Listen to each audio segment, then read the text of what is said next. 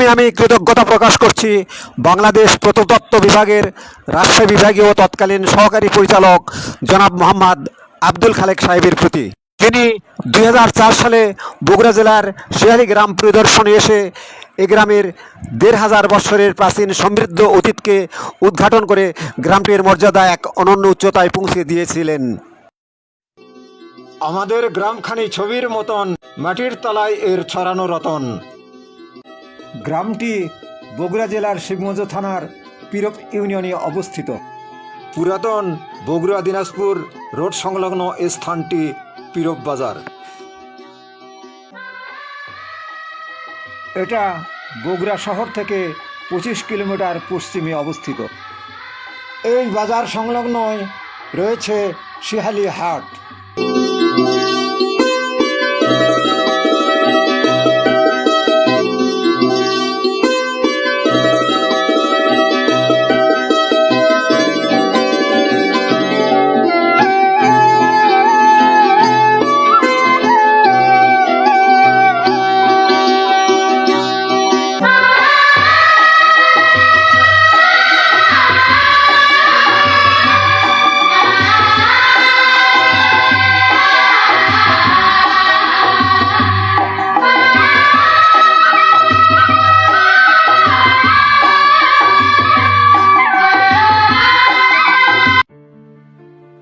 এটাই শিহালি হাট। এই হাট সংলগ্নই রয়েছে শিহালি গ্রাম।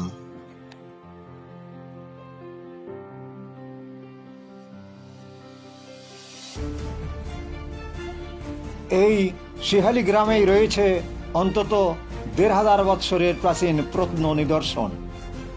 সে নিদর্শন মাটির নিচে চাপা পড়ে থাকলেও তার অস্তিত্ব আজও বিভিন্নভাবে জানান দিয়ে যায় স্থানীয় গ্রামবাসীকে। এখন আমি সেই প্রত্নস্থলে অবস্থান করছি।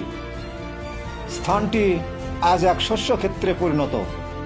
এই স্থানের প্রাচীনত্বের সন্ধানে একদা এখানে ছুটে এসেছিলেন রাজশাহী বিভাগের প্রত্নতত্ত্ব দপ্তরের তৎকালীন সহকারী পরিচালক জনাব আব্দুল খালেক, ফিল্ড অফিসার হাবিবুর রহমান এবং রিসার্চ অফিসার মাহবুবুল হক। পূর্বে করতোয়া থেকে পশ্চিমে মহানন্দা নদী পর্যন্ত বৃহত্তর বগুড়া, দিনাজপুর, রাজশাহী ও মালদা জেলা পর্যন্ত বিস্তৃত ভূভাগ বরেন্দ্রভূমি নামে পরিচিত। পুণ্ড্রনগর কেন্দ্রিক প্রশাসনিক অঞ্চলের অন্তর্গত থাকার কারণে এ অঞ্চলটা প্রাচীন যুগে পুণ্ড্রবর্ধন বা পুণ্ড্রভূমি নামে অভিহিত হতো।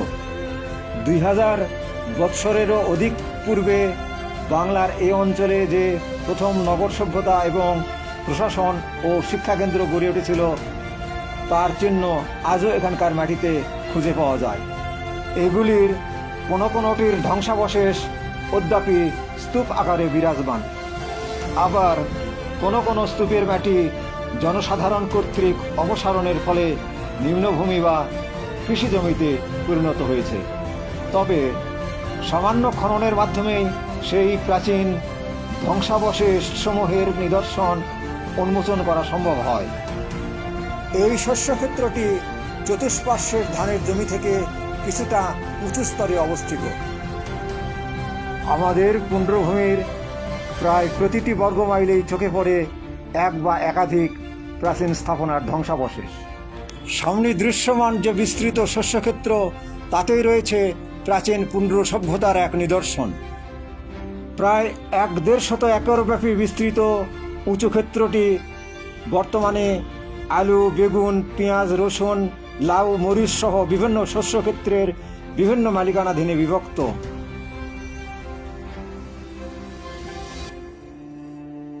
এই মরিচ ক্ষেত্রের আইলগুলির দিকে দৃষ্টিপাত করে দেখতে পাচ্ছি প্রতিটি আইলের মাটিতে যেন মিশে আছে লাল রং।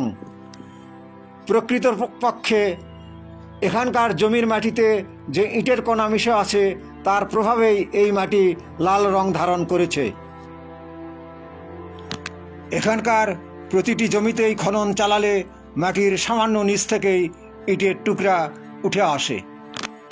বাস্তবে এখানে মাটির নিচে ইটের টুকরা রয়েছে কিনা তার প্রমাণ পেতে এখানে খনন চালানো প্রয়োজন। এটা প্রমাণের জন্যই এখানে খনন চালিয়ে দেখা হচ্ছে।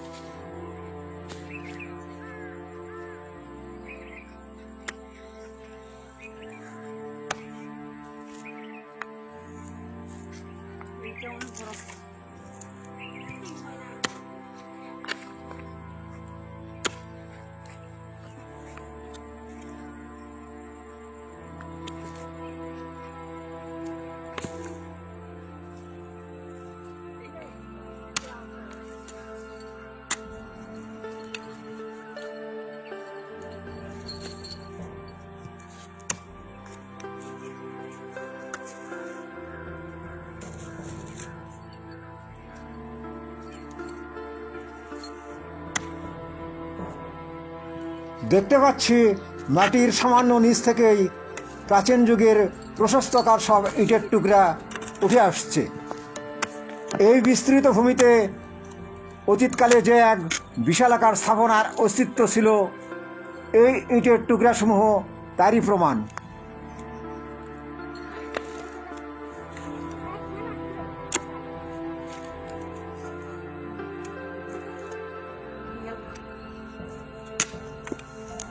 এখানকার প্রাচীন যুগের ইট দিয়ে 150-200 বৎসর পূর্বে এখানে যে এক অতি ক্ষুদ্র উপাসনা কক্ষ নির্মিত হয়েছিল তার নিদর্শন আজও চোখে পড়ে।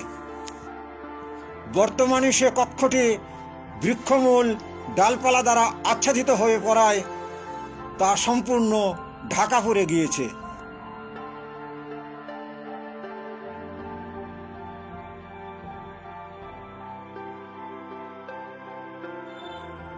এই বিশাল ক্ষেত্রটি প্রাচীনকালে যে এক পরিখা দ্বারা বেষ্টিত ছিল তার চিহ্নও আজ কিছুটা রয়ে গেছে।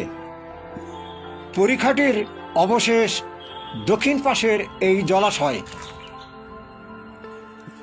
অপর পার্শ্বসমূহের পরিখা বর্তমানে বুঝে গেলেও সে পার্শ্বসমূহের নিচু জমিগুলি অস্তিত্বের প্রমাণ। 2004 সালের 18 ফেব্রুয়ারি তারিখে রাজশাহী বিভাগীয় প্রত্নতত্ত্ব দপ্তরের কর্মকর্তাগণ যখন এখানে পরিদর্শনে এসেছিলেন, তখন তারা স্থানটি গভীরভাবে পর্যবেক্ষণপূর্বক তাঁদের সুচিন্তিত মতামত প্রদান করেছিলেন। তাঁরা বলেছিলেন যে গুপ্তযুগে অর্থাৎ 1500 বৎসর পূর্বে এখানে একটি দুর্গ ছিল। এই খবরটি 2004 সালের 19 ফেব্রুয়ারি তারিখের দৈনিক কর্তোয়ায় এবং 26 ফেব্রুয়ারি তারিখের দৈনিক প্রথম আলোতে প্রকাশিত হয়েছিল। কালের করাল গ্রাসে এখানকার প্রাচীন স্থাপনা সব ধ্বংস হয়ে যাওয়ার পর 1000 বছরেরও অধিক কাল যাবৎ তা মাটির নিচে চাপা পড়েছিল। বর্তমান কালে এসে মাত্র আমরা তার অস্তিত্ব বিষয়ে পুনরায় অবহিত হতে পারছি। এতদিন পরে আজ আমরা জানতে পারছি কত প্রাচীন এক সভ্যতার উত্তরাধিকার বহন করে চলছে এই এলাকাটি। এলাকাবাসীর দাবি, প্রত্নস্থলটি সরকার কর্তৃক অধিগ্রহণপূর্বক তাতে প্রত্নতত্ত্ব বিভাগীয় খনন কার্য চালানো হোক। তাতে হয়তোবা আরও অনেক অনুদ্ঘাটিত তথ্য উদ্ঘাটিত হতে পারবে।